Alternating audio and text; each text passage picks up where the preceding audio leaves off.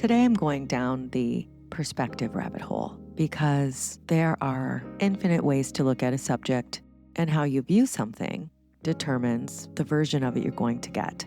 So today I'm going to share my perspective on need versus want. Welcome to the Recalibrated Soul podcast. I'm Barbara Dale, your energetic engineer and metaphysical bestie.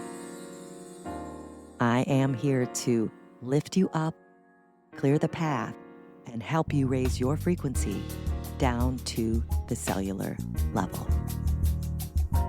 Let's begin. Need versus want. They hold completely different vibrations. Therefore, will give you completely different outcomes. When you don't feel like you need it for survival, when you can let that feeling go, that feeling of desperation, that is when you are more likely to get what you want. I like to say, you can't buy it. You have to align with it. And in order to do so, you need to reevaluate and know when it's time to change direction, make an adjustment, or maybe even cut bait and let it go. Desperation does not breed anything but more worrisome thoughts.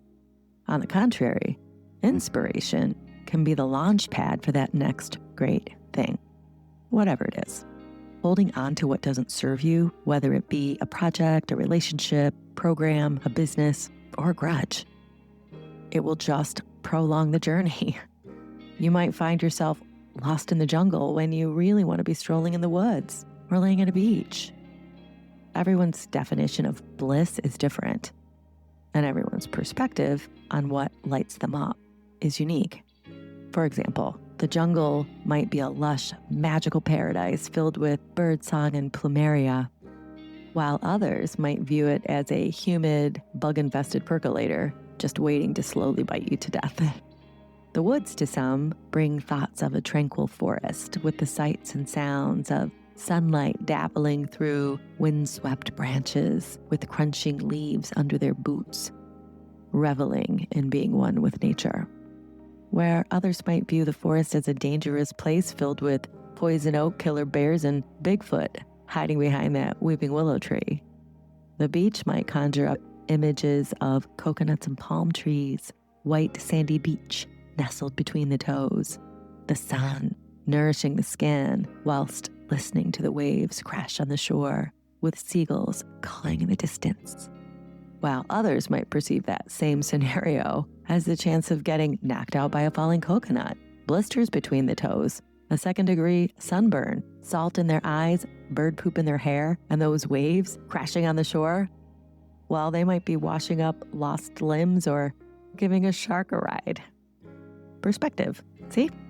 There are no right or wrong choices, but if you align with the flow of the universe, the energy of the moon, and pay attention to planetary placement and how it applies to you, life could get easier.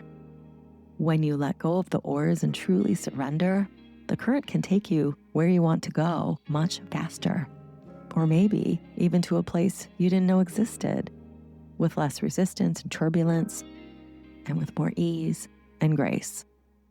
You don't have to believe me, but just know that whatever you believe is true. What is the harm in giving it a try? What have you got to lose beside the things you don't want anyway? You might find yourself flowing into an entirely new realm, one filled with happiness and abundance. But first, release the past. Let go of judgment of yourself and others. And then choose, how do you want to feel every day? Then feel it. Imagine it. Dream it. How does it make you feel to know that you have this kind of power, this kind of freedom? Everything is possible if you just trust the universe. If you pay attention to the signs, you might just find that the shortcut through the woods, the wading through the jungle, or riding that wave was just what you needed to get you back on your path. Let the universe clear the clutter for you by not needing anything to make you feel good. Isn't there freedom in that? Knowing that you don't have to worry about it anymore? that it's not your duty or obligation to let it make you miserable? Did worrying about it change it? Make it come any faster? No, right? On the contrary, my friend, it was carrying it away from you on the current you were creating. It's the frequency you flood yourself with moment by moment that direct the climate. You have more control than you think. You have more power than you could ever imagine. Imagine that you have the same energy coursing through your entire being that makes the sunrise and the moon set. That's pretty amazing, right? Everything is energy. What do you want to attract? Because what you are thinking and feeling right now, you are drawing more of the same vibes to you like a big magnet. Isn't it time you gave yourself a break and allowed yourself to be happy? Even if you are single, in debt, orphaned, abandoned, or isolated, you can still close your eyes and breathe and imagine that jungle, woods, or beach. Whatever it is that ignites your inner flame, that lights you up. It's okay to let it make you smile, to feel warm and fuzzy inside. Let that be the vibration you are calling towards you.